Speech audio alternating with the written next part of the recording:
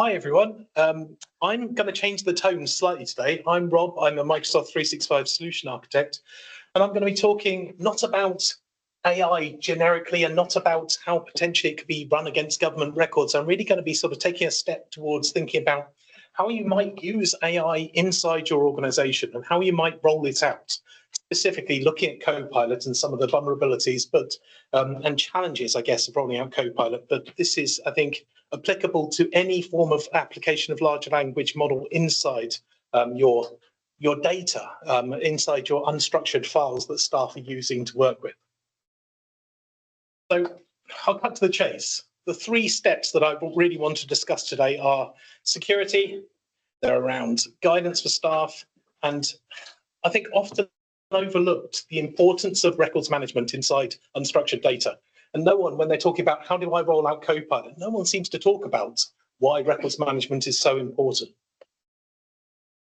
So let's start at the top, I guess. You know, the biggest risk here is clearly around undersecured data that's being perhaps overshared inside your environment.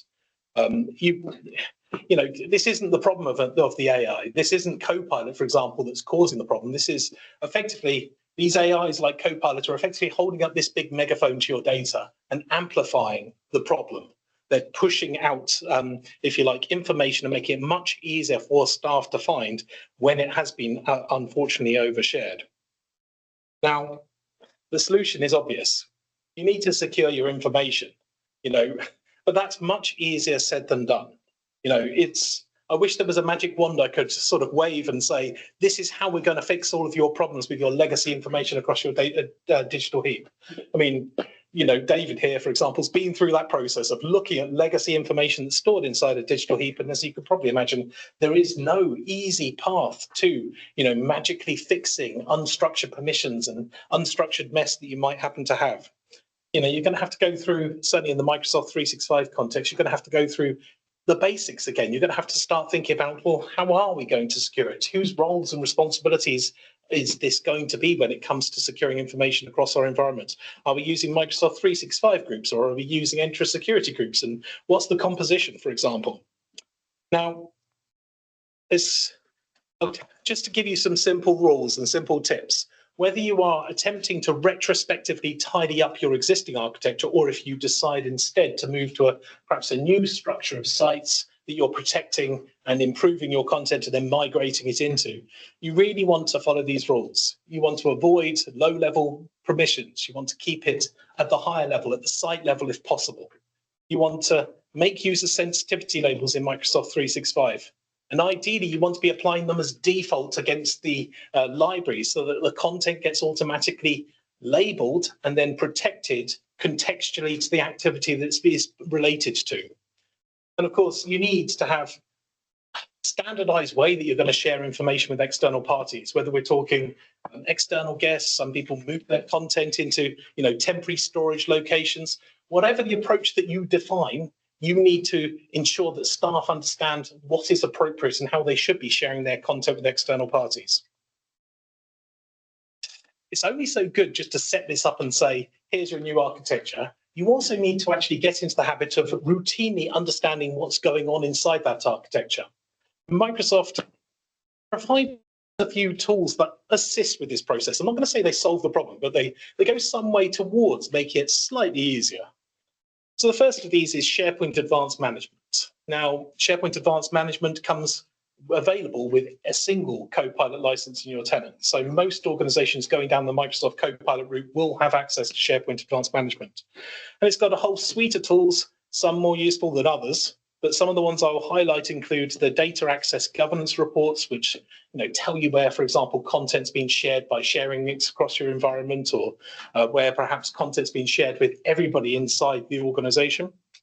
There's also the site lifecycle management process, which gets in touch with owners of workspaces across your SharePoint architecture and starts asking, say, the owners of inactive sites whether they want to, you know, if the site's still in use, and whether perhaps it should be made read-only or sent to Microsoft Archive, which has nothing to do with archival for any archivists in the room, by the way. It's just sweep it under the rug and hoping that the problem disappears. There's also data security posture management, which is a bit of a tongue twister, but not so bad as it was this time last year when there were two different products, data security posture management and data security posture management for AI, which have been slammed together and merged into a single product towards the end of the last year. This really provides you with a control panel for AI inside Microsoft 365. You've got the ability to monitor what's going on across different uses of AI, such as having data risk assessments where you're looking at potentially overshared information across your environment, as well as reports on Copilot activities, such as the total number of interactions with AI or unethical use of AI apps or sensitive information used by AIs, etc. So really useful to get on top of if you are using Copilot or any generative AI, because it also is looking at third-party AI sources that are being used across Microsoft 365. As you can see, a unified message you now get for the unified DSPM. There's also the importance of telling your staff what to do. You know, they clearly need to have some form of training so they understand, well, how am I meant to share my content? You know, how can I actually know who has access to this file? You'd be surprised how many users, when you speak to them, have absolutely no idea in Microsoft 365 how to check who's got access to a file. How are they meant to know if an AI is going to be able to pick it up and overshare it if they can't even work out themselves who's got access to the file in the first place? And of course, the benefits of rolling out with a limited site pilot. Don't just jump in and turn on Copilot across all of your sites. It's going to make a mess. You're going to look embarrassed. You need to actually target this. You need to think very carefully about the rollout process and make sure that you undertake a limited pilot in the first place and perhaps exclude lots of sites that contain your more sensitive information from that pilot initially. So, guidance. When it comes to guidance, I think it's really important to have a really clear vision that you're projecting to the organization about, you know, almost a corporate commitment for how you're going to be using AI as an organization with clear and specific objectives. You need to be highlighting the benefits of the AI and also allaying people's concerns, because there will be concerns across organizations about a whole bunch of different issues around the use of AI. You can imagine that staff will need some amount of training here.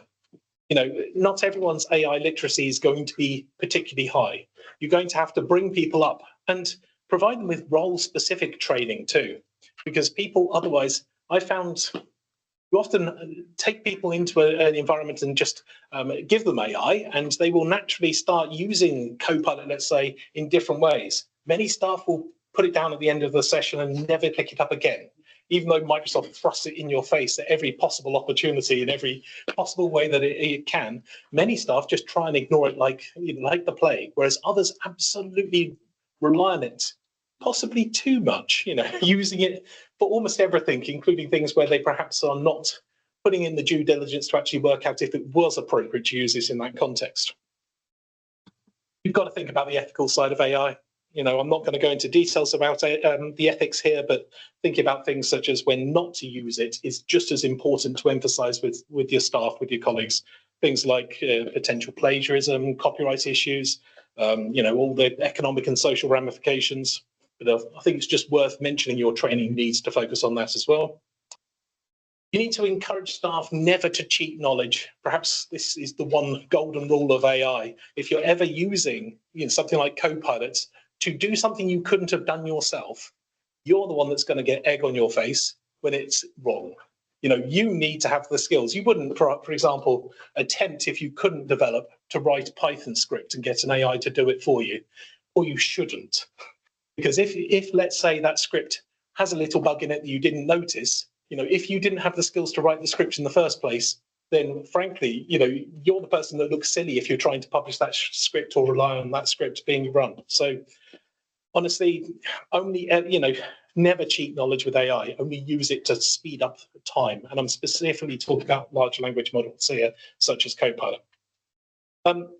Keep your guard up. We've already mentioned hallucinations today, fake videos, those sorts of things. But what is true, I think, is becoming increasingly opaque. And I think we all need to, especially for records management, establish what is truth, if you like. I think it's so important for records management. Now, it's going to become increasingly difficult. Lastly, records management itself. Rolling out Microsoft 365 without automatic retention built into your architecture, I think, is a recipe for disaster. You're going to end up with a whole bunch of redundant information that is just sitting there. Not only is it costing you money, not only is it wasting your space, if you like, and slowing your staff down because they keep stumbling across it. It's also going to trip up the AI because, frankly, old legacy information will be used as a valid source by Copilot, and it will come back really definitively, but with saying, here is some information that is absolutely fundamental to you. Getting your retention right, getting rid of the junk is a challenge, I think, for everybody inside Microsoft 365. There's obvious benefits to managing records appropriately, but really it all boils down to, if your Microsoft 365 environment is a mess, you're going to get awful results from any generative AI that's using that as a data source. You absolutely need to prune out all of the rubbish from Microsoft 365, and your best tool is the retention capabilities provided by Microsoft. Let me give you one example. I went to Copilot inside IntelliG's tenant, and I asked them, Copilot, do we provide our staff with dental insurance? And it gave me a wonderful response. It's really coherent, it's really definitive, it's really accurate, it's got reference sources. This looks like a great response. And off of the back of this, I could go and get some work done on my teeth or something. This sounds brilliant because we're all covered by the insurance. Of course, we're not. We don't provide dental insurance. I probably shouldn't be saying this in public, but we don't provide any form of dental insurance for our employees. This first document was actually one of my colleagues who generated it in ChatGPT and uploaded it as part of test data. The second document here is one of our clients. Someone in our Power Platform team was building a wellbeing services application. And as you can imagine, these were stored in our tenant. Copilot's gone, found some legitimate sources, interrogated them.